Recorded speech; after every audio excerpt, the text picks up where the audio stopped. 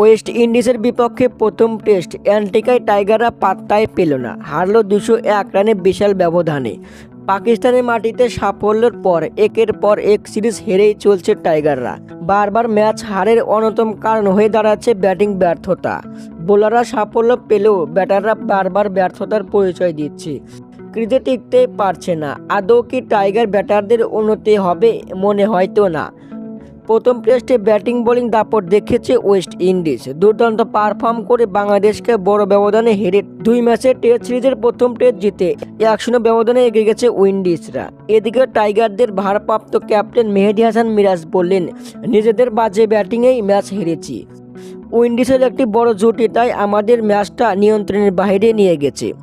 তবে আমাদের পরাজয় হয়েছে ব্যাটিং ব্যর্থতায়। দ্বিতীয় টেস্টে সবগুলো শুধরে নিব, ঘুরে দাঁড়াবো। আমরা বোলিং ভালো করেছি। তাসকিন নিয়েছে 6 উইকেট। উইন্ডিজের বিপক্ষে টানা তৃতীয় সিরিজে প্রথম টেস্টে হারল বাংলাদেশ। বিডি নিউজ, হৃদয় হাসান।